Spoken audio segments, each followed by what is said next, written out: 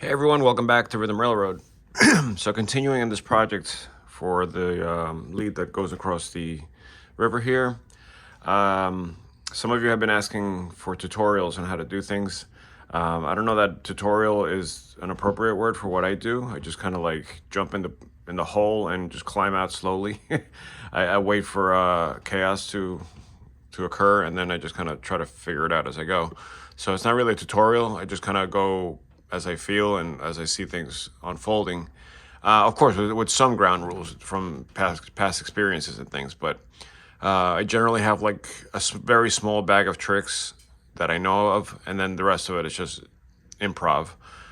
Just improvise my way through it, and typically it comes out okay. And if not, I could always redo it for the most part. So what I'm working on right now is these two walls, and I want to make them look obviously a little bit more weathered, more realistic, and more not. I don't want it to look like just one piece of concrete. I want it to look like separate pieces of concrete that are obviously joined together. So what I'm going to do first is create the joints. I don't go crazy. I know some people, mold them into the plaster or they use styrene. Sometimes I'll use styrene for like the edge, and I might even do that here. But right now I'm not feeling it, and also because I have some curves here, which is probably not great, but it doesn't bother me that much. I'm just gonna go with just the vertical concrete joints. Now the way I do that is very simplistic. I take a old gift card that I get from my students. This one's dead, so don't use that code. I already used it up. And I just basically flip it vertically like this. And then I take an X-Acto knife or something similar.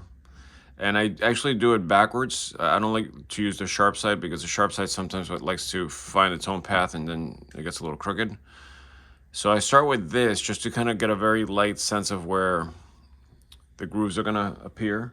And then I'll take like a small kind of eyeglass screwdriver, and just make them a little deeper and a little bit wider so that the joints are actually visible and that doesn't look like a hair crack kind of thing. So, but the problem here is that obviously you can see that the road is obstructing the height of the cart is higher than the road. So what I'm gonna do is basically just take eyeball measurement of where that is, so I can kind of see that it's where it says 2023. It's right before the word Starbucks starts. So I'm gonna go ahead and take scissors and cut that. I'm gonna put you guys right here for now. And nothing to it. I'm just gonna basically eyeball it. I'm righty, so this is kind of like a lefty move for me, but it's right around here. It doesn't have to be exact. I'm just gonna cut that piece off, because then what that'll allow me to do is just slip the cart onto the road as such. So, and it doesn't matter. See, it's not perfect. It doesn't matter because you'll never see the top of this anyway. So even if I get a little bit off with the carving, I'm not worried about it. So let me see if I can get a little bit of a better angle here and a little closer. And I'm just gonna kind of work in front of the camera because I'm terrible at these tutorial things. And if I block the camera, I apologize. But generally what I like to do is find the places that are obvious as far as like where the lines definitely have to be. One of the places where this joint where the wall kind of bends in a different direction, right? So there would be a natural joint there. So I'm gonna go ahead and find that location right around here. And just make sure that the cart is, I push down on it so that I know it's perfectly vertical. And then I just take my blade backwards, like I said, and I just slightly scrape a couple of times until I feel like I've made some kind of path for the screwdriver. So I don't know if you can see that. Let me bring it closer. that's basically what it looks like. And then from there, I will take my screwdriver, again with the card, line it up once again.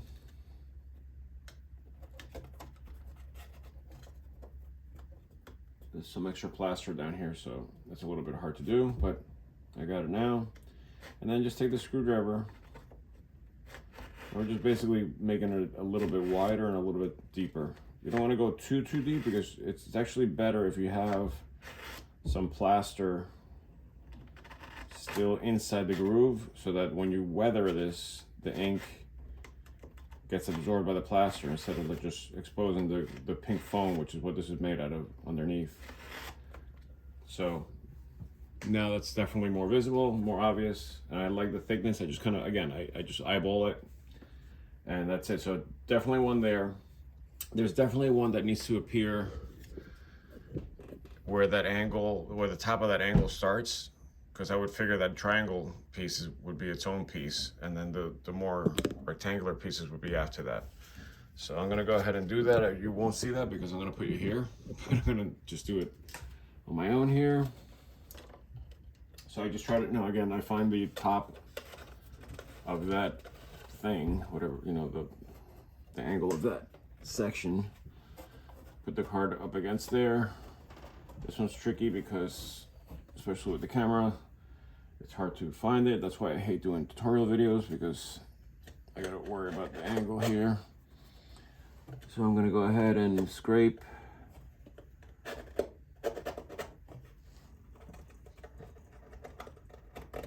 couple of times until I have a path. And then I'm actually going to freehand this one. I'm gonna try to just do it without using the card, which is a little tricky, but I'm having a hard time getting this thing in there. And again, it doesn't have to be perfect, but it does have to be vertical. All right, so I think that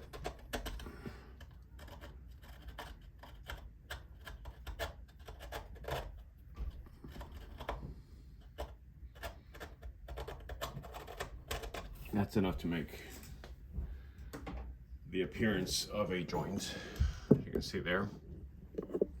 Okay, then what I do next is I figure out, you know, equidistant sections, so that, you know, symmetrical sections, so that I can, you know, have a middle point, and then, you know, it doesn't look like I have like a narrow slab and then a big slab and then all different kinds of sizes. Typically these things are like made in one size, unless there's like a custom joint somewhere.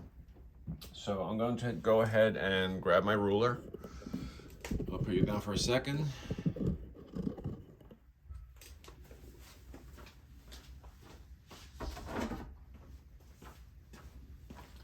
I'm just going to go ahead and measure from the first groove that I just made to here. And it looks like I got lucky here because it's 10. So that's easy math. So at the 5 inches, inch mark, I'm going to just make a little mark so I know where that is. And now I can go ahead and do the same thing. I'm gonna take my card. Sorry about the camera stuff. And I'm going to make that groove, a joint. Again, just push down. This way I know that it's perfectly vertical. And then just with the back of the blade, make a couple of passes.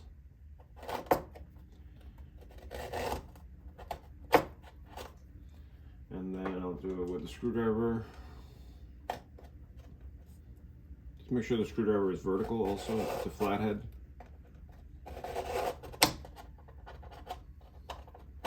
Because otherwise it'll be too wide, depending on what size flathead you have. And that looks pretty good. I went a little too deep on that one, so I exposed the pink, but this should be okay. There's still a little bit of a plaster in there. And I think that's all I'm gonna go with. I kind of like the big rectangular look rather than like splitting it again. So I think I'm just gonna go with that. So now that I know it's 5-inch marks, let's see what we got here. Maybe we can get away with another 5-inch mark. This is about 13. So I think what I'm gonna do is I'm gonna mark it at 10 and make this a custom piece.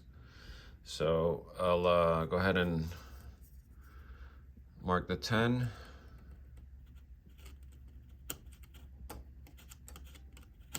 Sometimes the little marks are harder to make than anything else. Okay, and then I'll mark the 5, which will make it look like the other slabs. You know, and a Boomer from Boomer Diorama said something that really stuck with me. He said, the trick is not to make even numbers. Like if you make an odd number, all of a sudden things become more realistic. And I think I understand what he means. Like I have 3 slabs, 1, 2, 3. That's gonna make your psyche or whatever, like subconsciously you're gonna think, oh, that makes sense. But I feel like if you make a 4th, which I kind of am, but I just feel like when you have 3s, it breaks it up enough so that you're like, oh, this is not a perfect situation. So it's a little bit more realistic. But maybe I'm just talking out my you-know-what. So I don't know. To me, I try to go for odd numbers also, especially with scenery. But here we go. I'm gonna put you down once again. Let me change the camera angle here. Sorry, I'm like putting you guys on a hill basically, so it's not even. All right, I'll take the ruler out. Go ahead and get my card. Line it up to the mark, and then light scrapes.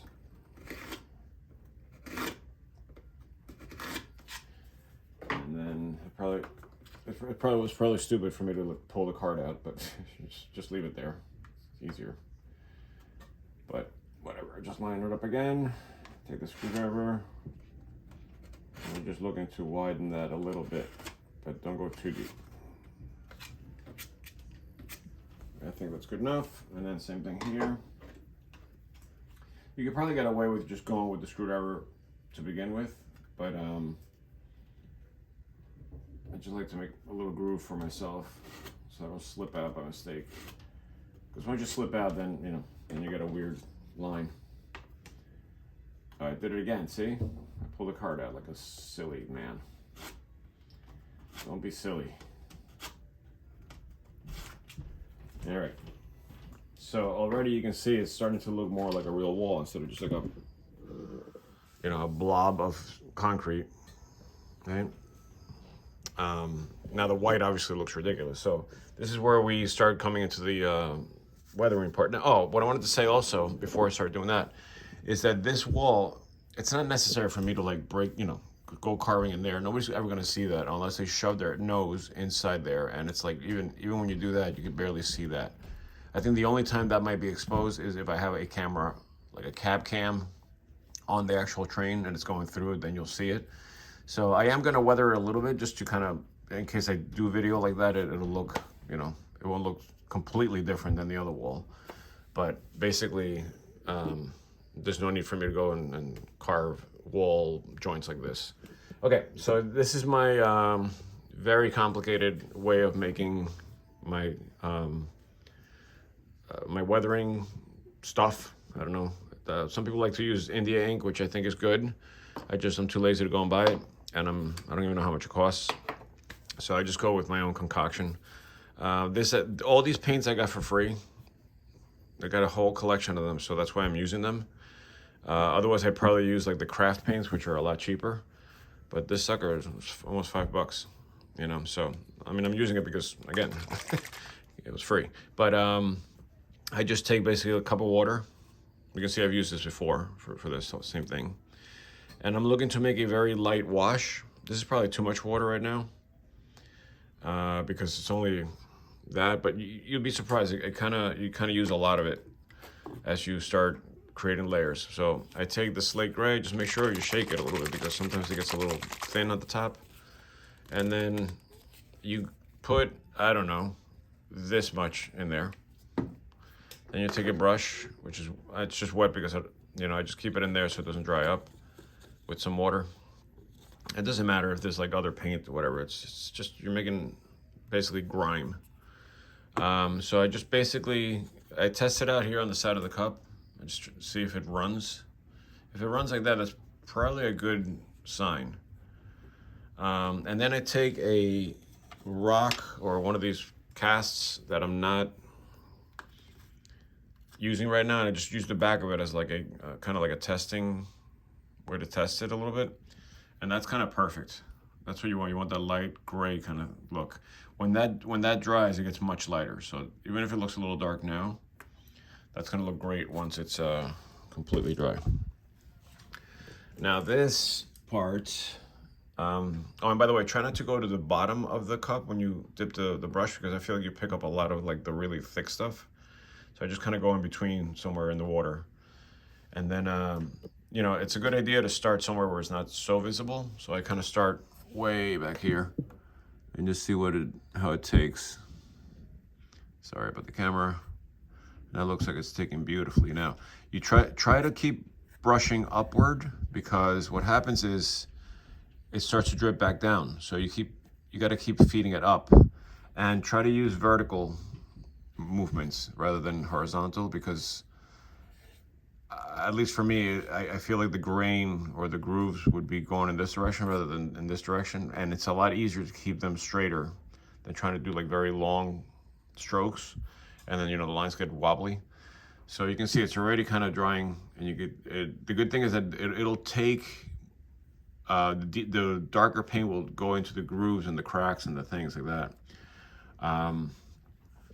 And then where it's like just flat, it'll go a little lighter, which is nice. So then, you don't have to, it doesn't have to be perfect, obviously. So just kind of go with it. Just keep pushing it up. And I'm going light. These are light brush strokes. I'm not pushing really heavy into it. But you can see when it starts to run, you got to kind of go back and straighten it out. And sometimes you want these streaks like that. You see how it's like a little streaky here? That's the way it looks in real life. So just, obviously I'm going to continue to do this.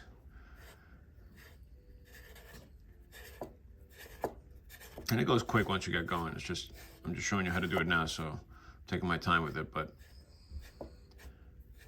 just play it by eye and just see what looks good to you.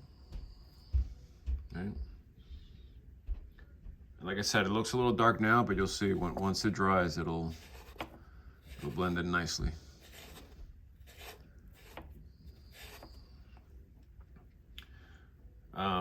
One of the reasons why I'm doing this video today is because I just went on Christmas break in school. I don't know if you know from watching my other videos, but I'm a music teacher at a high school. And yesterday was the last day of classes, so I'm taking this opportunity, now that I have some downtime, to get things going here and make the video, because the video usually takes a long time. Okay, you see this here? Look what happened. Some of the brush bristles came off, so make sure you get rid of those. Those look ridiculous on pictures. There we go.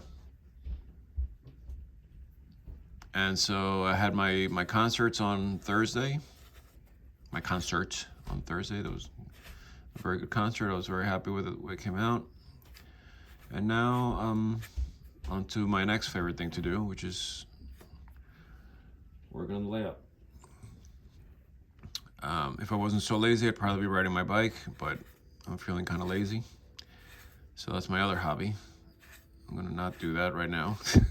And the only reason why is because I don't want to ride outside. I want to ride on my trainer inside.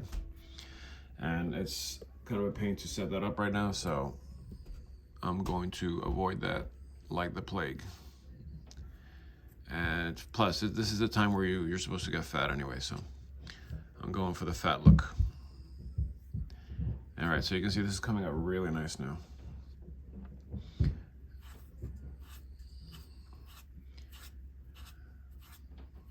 You see, like the other part, how it almost happens automatically. You have to do very little work to make this thing look weathered.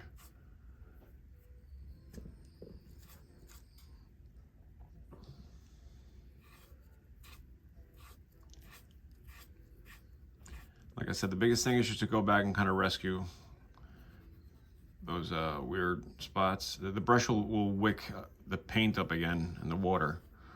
So, you know, and don't be afraid if you see that, that's actually welcome. Like, you want stuff like this to happen, but you just don't want it to look just like paint just kind of drip there. At least that's the way I like to see it. And even like the little bubbles and the little things from the plaster, that's good stuff. See, this is what I don't like here. I don't like when it's like rounded at the bottom, so I try to like kind of fix that a little bit. So that's the look you want, even if it's a little wiggly. With another fiber here, another bristle.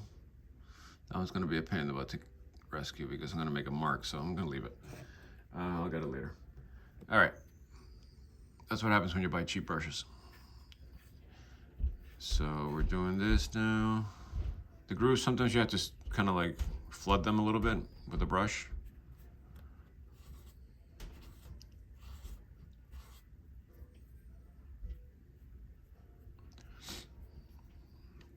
And I'm actually glad this is happening outside like off the road, because this is more exposed obviously than that, so you would get more streakage on this side from the water and whatever drips on here. You know, the rain, dirt and stuff from the locomotives mixed in with water, and you know, from the exhaust.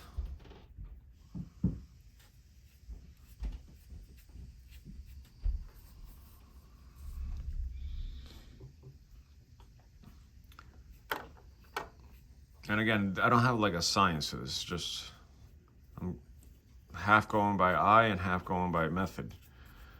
But there's no real right or wrong here. You just kind of go.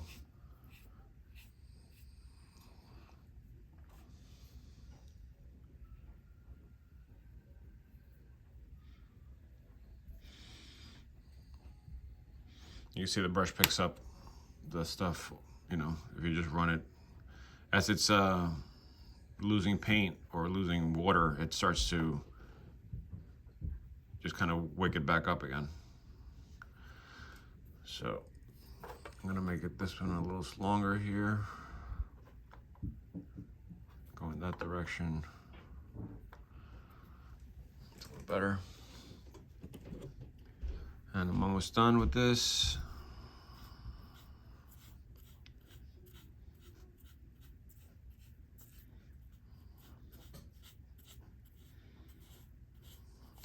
Also try to avoid bubbles, because once they pop, they leave a little circle. So try to pop the bubbles before you let it go.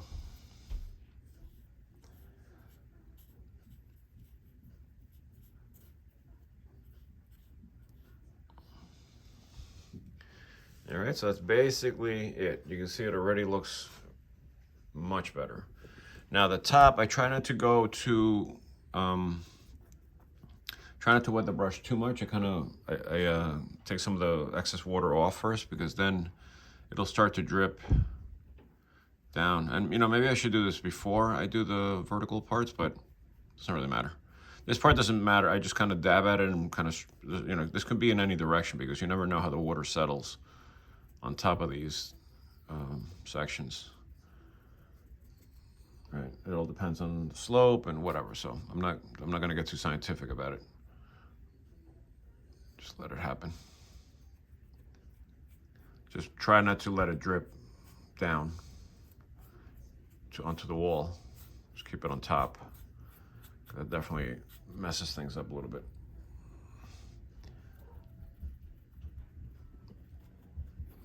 And that's basically it. That's considered finished. Now you go back. If you don't like some things, like for example, I don't like the way this looks here, and try to mask it by redoing them.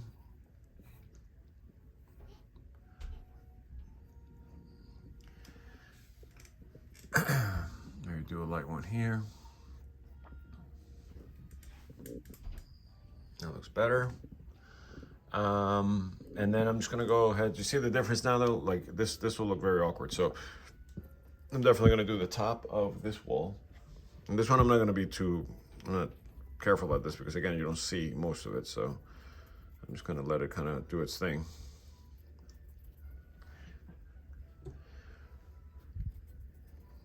But easy enough. It's a piece of cake. No real thought went into that. So, and then there's like a white part up here. I'm just gonna touch it up. And maybe I'll just do this to get rid of all that white stuff. But that's gonna get covered anyway, so. Let me see if I can show you guys the inside of this. Yeah, you see, you can't even see it, so I'm not too worried about it. But I am gonna take my brush and just kind of do a little bit of weathering back there. This might even be better doing it with a sponge because since it doesn't matter, it'll cover it better. And I have no idea what's happening right now in there. I'm not looking inside, but I'm just gonna kind of give it some kind of texture.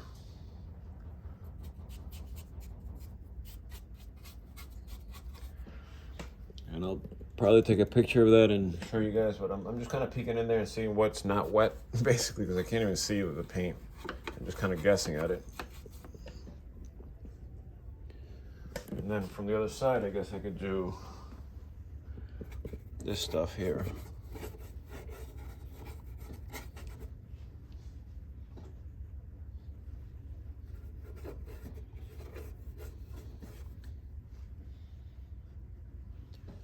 And like I said, I really don't care about this too much, so that's why I'm not being careful. Ooh, I just set off the crossing gates. There's a sensor over here, so it's the crossing gates. Yeah, good enough for me. So that's how I do that. Now, if you want to go back and very carefully darken some of these joints, you know, you just kind of let it drip down. Don't do a brush stroke because then you'll get a very fat looking streak and it'll look obvious that you're trying really hard to get these to show through. But I always try to go a little too dark because then once everything dries, you'll see it'll lighten up. Also, try not to do any second coats until this is completely dry because then you can really see what has happened after it dries. Sometimes on one coat it's plenty, and I just leave it like that. But I've done several walls, and I'm always very happy with how they come out. And I've done piers and things like that as well. So like this, like another example would be those piers. I did with the same exact technique, and they came out nice. This wall over here, that one I went a little darker there, but you can see they came out really good. And there's a bunch on the other side as well. I'll show you the big ones. These walls here, and this one here. So, you know, those back there. I kind of use the same method, but it's separated enough where, like, you know, it's okay. The only other thing I want to show you how I do is that I like to add some cracks here and there. So again, with my X-Acto knife, which is, I got to change that blade, it's looking really bad. I go ahead and I'll go from like the joints usually first, and I'll just, you got to do very kind of like irregular, like,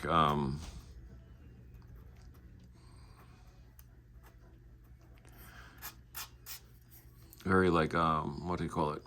Angular kind of scrapes. And then what I find to be very realistic looking is if you branch it out. So from the cracks that you've made, make more cracks instead of like getting it all from the same one. And that usually looks very good. And by the way, go very light because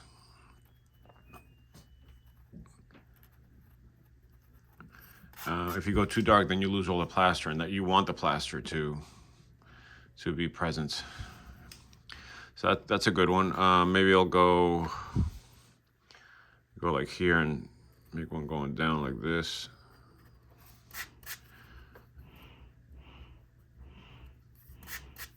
You know, I mean, they kind of usually run in the same direction, these cracks, but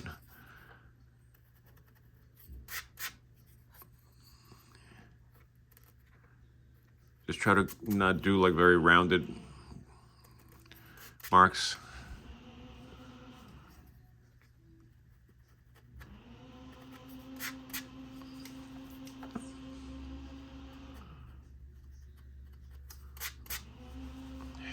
As such, maybe this one down here that's running up, but then it's just going to be a little one.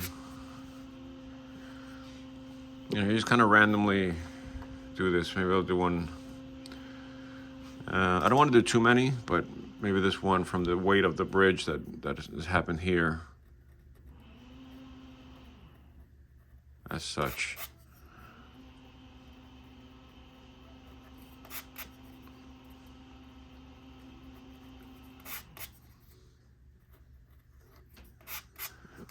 Something like that. Maybe there's one in the center here from the weight of the bridge.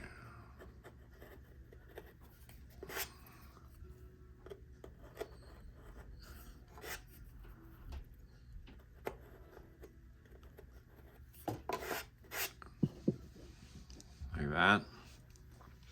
I think that's enough. I don't want to do too many. You know, you don't want it to look too symmetrical. Again, it's like the rule that Boomer just explained. Well, not just, he explained it a while back.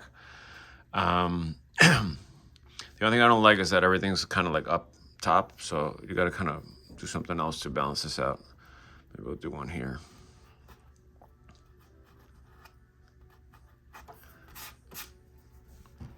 So see, just by doing that it breaks up the pattern a little bit.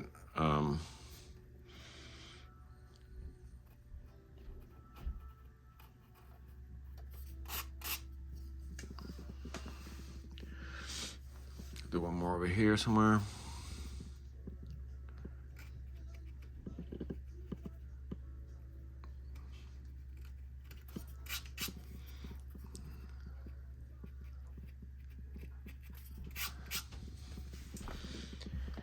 And I think that's going to go just fine for now. So once it dries, what I'm going to do is I'm going to go ahead and hit it with a little bit more of the dark paint. Sometimes I've made the cracks initially. Sometimes not. It doesn't really matter. But I'm going to test one out. I'm going to see, like this guy here.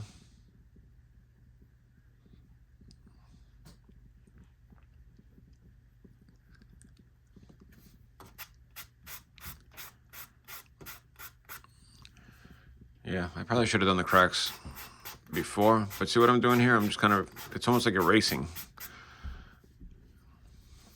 So, just even it out here.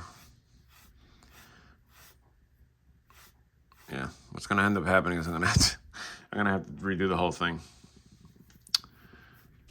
Oh well, I probably should have done the cracks before. I always forget like the order of sequence. But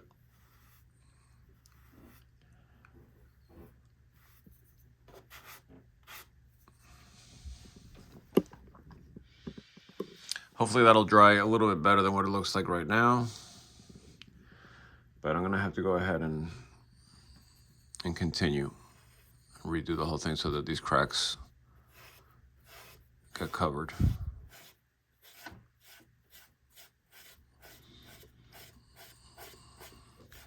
What I'm trying to do is go with a lighter wash now.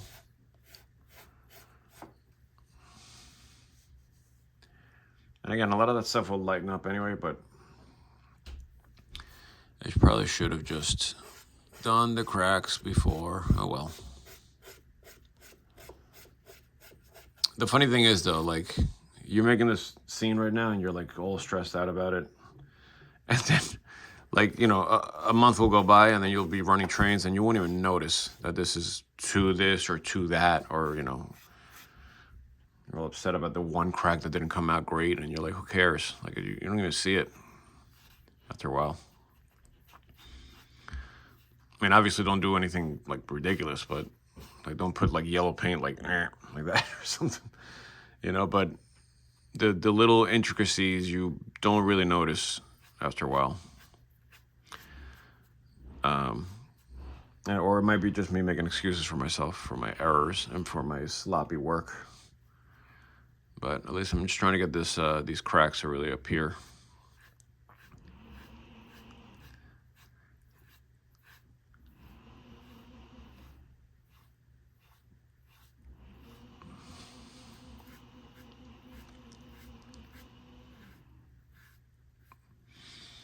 But at least you can see the cracks now.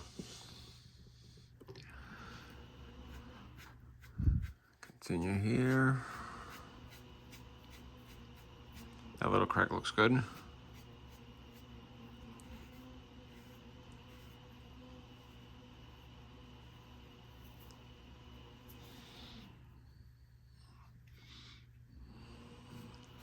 Got this last one.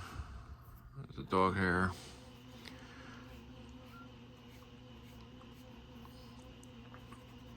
Yeah, and I could already see that it's drying and it's looking much better as far as like not being too dark. Oh, by the way, see what I'm doing here? I turned the brush sideways here because I'm trying to wake up stuff faster, and that works out nicely. You know, the only thing that's okay about losing a few bristles here and there is that sometimes they end up looking like cracks anyway. So I'm just trying to fish some of these out. This one here too, but I think I'm gonna leave that one. I can see I'm like stressing out about that stuff, and it's like you're never gonna see that.